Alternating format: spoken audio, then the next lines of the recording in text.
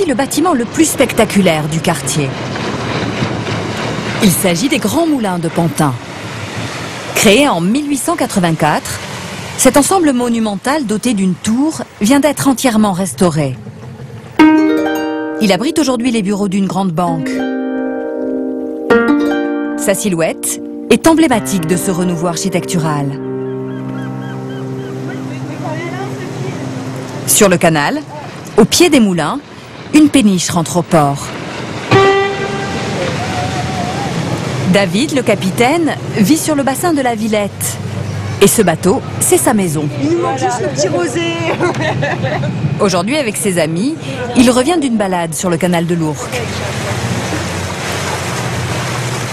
Voilà, t'as un petit coup de blues ou tu sais pas quoi faire, tu dis allez, on met un coup de clé, t'as toujours un voisin qui est d'accord pour aller se balader, t'as toujours des amis qui sont là. C'est vrai que naviguer comme ça, voilà, c'est un vrai régal, quoi.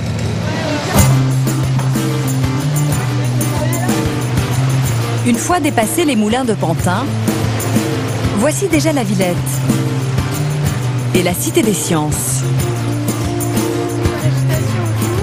Pour David et ses amis, la balade touche à sa fin.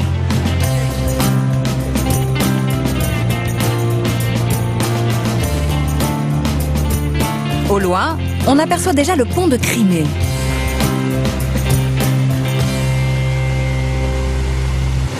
Il n'y a plus qu'un pont à lever et on est arrivé sur la halte nautique de la Villette. Ça c'est le pont mythique. Ouais, on sait que c'est la maison derrière, là on ouvre la porte et c'est la porte de l'immeuble. D'ailleurs il va falloir penser à appeler pour se faire ouvrir. Ici le Mississippi, je suis descendant au pont de Crimée et je voudrais donc retourner au bassin de la Villette. Merci, à tout de suite. Ça y est, c'est vendu. Ce que David appelle la porte de son immeuble, c'est le pont de Crimée, le seul pont levant de Paris. On monte avec le pont là, ça y est, on est parti. Les cadences infernales, on nous fait travailler. Vite.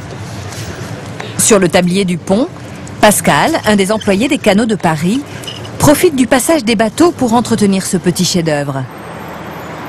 Conçu en 1885 par le même ingénieur qui mit au point les ascenseurs de la Tour Eiffel, il fonctionne grâce à un système de contrepoids d'une grande simplicité. C'est l'ascenseur unique. C'est la rue qui monte. C'est là c'est nous qui montons là, oui. Là, ça y est. Là on est au-dessus des bateaux maintenant.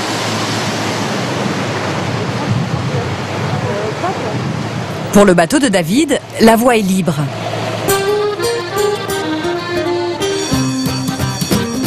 Sa manœuvre terminée, le pont de Crimée rouvre ses grilles.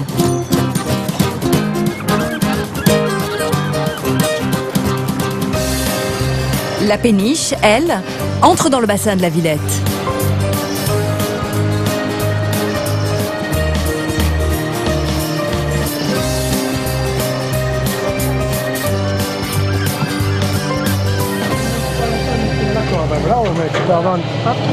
Une dernière manœuvre avec l'aide des voisins. Retour à bon port. C'est toujours une manœuvre délicate. Ouais, mais la belle manœuvre, mon capitaine. Ça s'est bien passé, belle balade, et puis beau retour, on a de la chance, il n'y a pas de vent. Donc ça se gare tout seul, c'est une grosse voiture. Une fois à quai, le bateau se transforme en maison.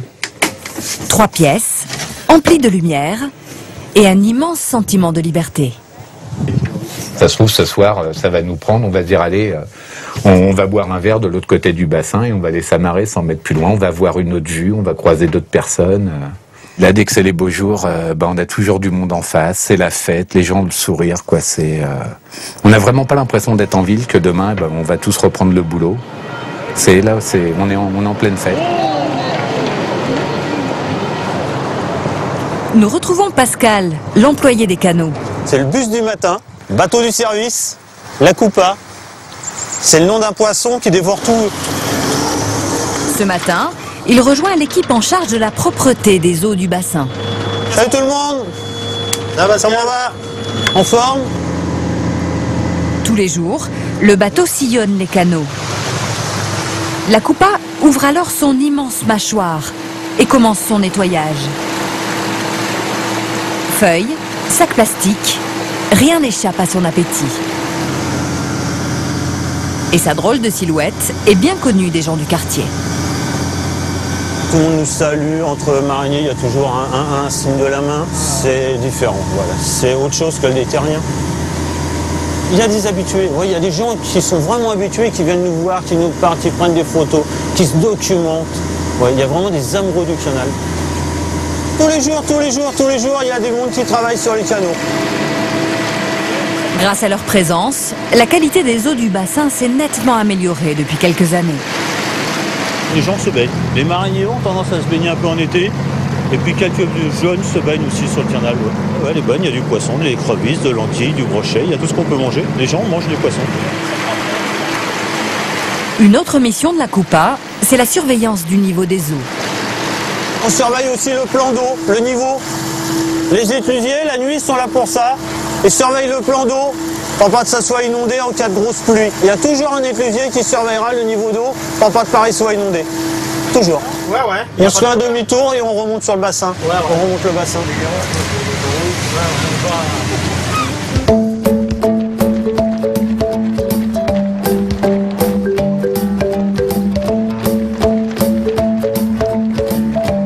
Comme tous les matins, la brigade des sapeurs-pompiers de la Villette fait son footing.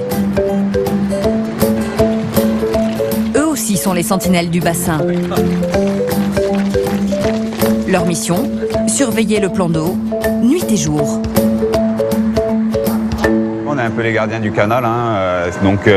Le canal, ça fait partie du secteur qu'on défend. Le canal de l'Ourcq et tout le bassin de la Villette. Ça arrive que des promeneurs tombent dans le canal. Donc dans ce cas-là, c'est vrai qu'on est les premiers intervenants. Ça arrive de temps en temps qu'on doit sauter à l'eau pour aller chercher les gens. Aujourd'hui, ils sont rejoints par des plongeurs spécialisés. Ces hommes sont formés pour effectuer des reconnaissances en milieu extrême. Ils peuvent intervenir partout en France. Et le bassin est un de leurs lieux d'entraînement favoris. Tu me fais une recherche spécifique, méthode en demi-circonférence, à partir d'ici, un mètre à chaque coup.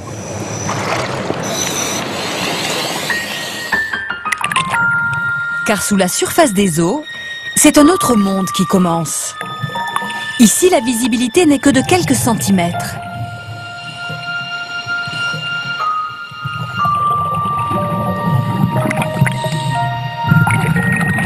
Au fond du canal, les plongeurs se déplacent dans l'obscurité.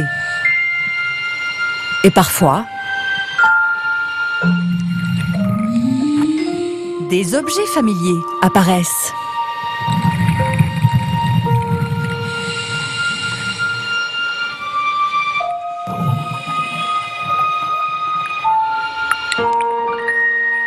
Il y a de tout, il y a de tout au fond, il y a des vélib, il y a de tout. Il y a des poissons? Il y a des poissons aussi. On trouve des écrevisses, donc normalement c'est qu'elle ne doit pas être si mauvaise que ça. Fin d'après-midi sur le bassin de la Villette.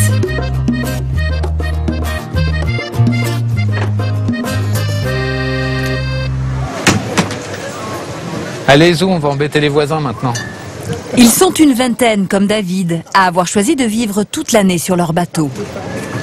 Toc toc. Ce soir, David nous emmène chez ses voisins qui organisent une soirée. Salut. Bienvenue. C'est un jeune couple qui vient juste d'acheter son bateau. Et quand ils organisent une fête, les copains qui ne vivent pas sur l'eau ratent rarement le rendez-vous. Petit rosé pour tout le monde. Pierre, un petit rosé. Santé. Au début, j'étais un peu surpris de l'idée d'acheter un bateau. Et puis aujourd'hui, le téléphone, il sonne beaucoup plus souvent pour organiser les apéros. Il y a une super ambiance. Et puis, il y en a une terrasse qui est sympa. Et puis, on n'est plus à Paris. Dès qu'on est sur la terrasse, dès qu'on est sur l'eau, là, on n'est plus à Paris. La santé du capitaine, hein, comme on dit. C'est ça. Juste à regarder, il y a le coucher de soleil, on est sur l'eau, si tout est calme, vraiment très agréable. Et en plus, on a le son qui va avec. Le lieu, l'endroit, l'indépendance qu'on a, la liberté qu'on a, puis on est entre copains, on boit l'apéro, c'est tout. Sans complications, sans chichi. Tu sais, rien. C'est simple, c'est ça qui est agréable. Chine. Santé. Chine. Santé.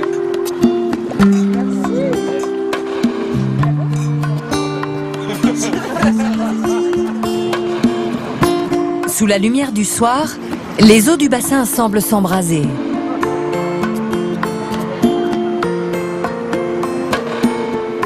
C'est l'heure d'une dernière promenade le long des quais. D'une dernière partie de pétanque.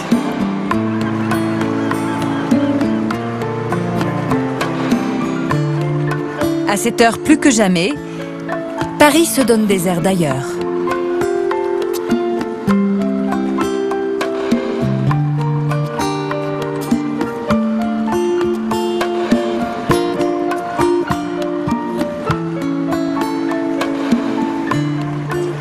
Voilà le canal de Lourdes qui est le bassin de la Villette.